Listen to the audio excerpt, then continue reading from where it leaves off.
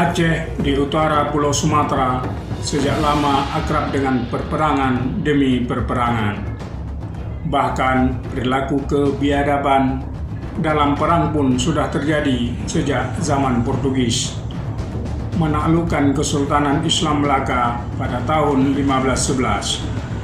Kesultanan Aceh Darussalam membela habis-habisan Daulah Islamiyah serantau ini. Selama 120 tahun terjadi 25 kali perperangan yang teramat mahal dengan korban yang sangat besar. Kemudian Aceh bersaing lebih 200 tahun dengan Belanda di bidang ekonomi, politik, dan keamanan kawasan. Sampai pada tahun 1873 meletus perang. Perang besar ini berlangsung tidak kurang selama 70 tahun dengan korban kesengsaraan yang dahsyat. Korban yang sangat besar di kedua belah pihak dan perang terlama dalam sejarah perperangan kolonial. Setelah itu, Jepang berkuasa hanya 3,5 tahun dengan membawa kesengsaraan yang dahsyat. Jepang pun dilawan dengan segala kekuatan, sebisa-bisanya dengan semangat yang tinggi dan korban yang tidak kecil. Pada tahun-tahun perang kemerdekaan sepeninggal Jepang dikalahkan sekutu. Apakah perang itu sudah habis? Jelas belum. Perang kemerdekaan tahun 1945 sampai 1949 yang dahsyat dibela mati-matian dan besar-besaran oleh orang-orang Aceh. Mereka mempertahankan wilayah dari terobosan pasukan Belanda di wilayah Medan Area dan Langkat Area, sehingga Belanda tidak dapat menjejakkan kaki di bumi Aceh, terpaku di luar wilayah Aceh. Jadilah Aceh sebagai satu-satunya daerah de facto Republik Indonesia. Itulah modal utama kemerdekaan Indonesia. Begitulah gelar yang dihadiahkan oleh Presiden Soekarno.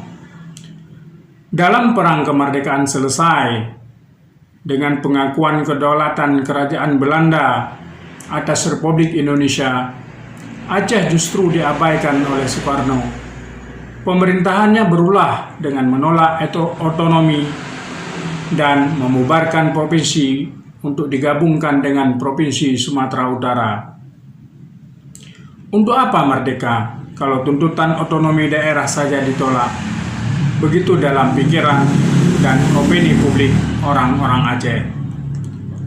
Orang Aceh merasa terhina, marah, dan akhirnya melancarkan perlawanan terhadap Soekarno yang dipimpin oleh Tengku Muhammad Daud Bereh. Bergabunglah mereka dengan gerakan Darul Islam, Negara Islam Indonesia yang dipimpin oleh SM Kartosuwiryo, Negara Islam Indonesia yang berpusat di Jawa Barat itu. Perang pun berkobar lagi sejak 1953, menimbulkan banyak korban dan memakan waktu 9 tahun lamanya. Kesempatan berdamai kembali dicapai dengan beberapa persyaratan. Persyaratan itu kemudian dirasakan sebagai pepesan kosong. Selesaikah? Tampaknya belum.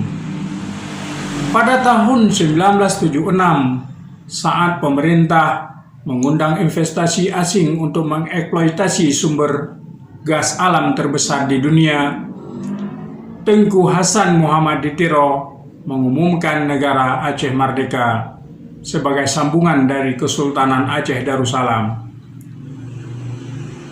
Ini pun perang penuh kekerasan melalui tindakan militer yang melewati batas ala Soeharto, termasuk pula pelanggaran berat terhadap hak-hak asasi manusia di Aceh yang gemanya menggemparkan dunia beradab. Manusia-manusia Aceh ditempa sepanjang 5 abad dalam perang demi perang yang tiada henti. Perang menghasilkan kekerasan, kekerasan yang satu menghasilkan kekerasan yang lain, dan seterusnya pun tampaknya tiada henti. Orang Aceh lahir, hidup, besar menuntut ilmu, menghidupkan usaha tani, perkebunan, pertambangan, perniagaan, pelayaran antar kawasan dengan produksi alam unggulan dan andalan yang laris di pasar dunia.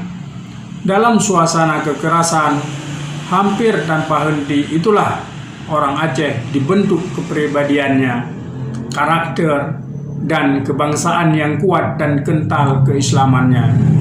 Dalam tiga hal ini tampaknya tak ada tawar-menawar. Kekerasan terhadap perempuan dan anak-anak, termasuk kerusakan tatanan keluarga dalam masa konflik yang lama, menuaikan hasil di masa kini. Dengan begitu kerap terjadi kekerasan dan kejahatan terhadap anak, antar anak, sampai kejahatan terhadap kemaslahatan umum, dan ini sangat mengkhawatirkan.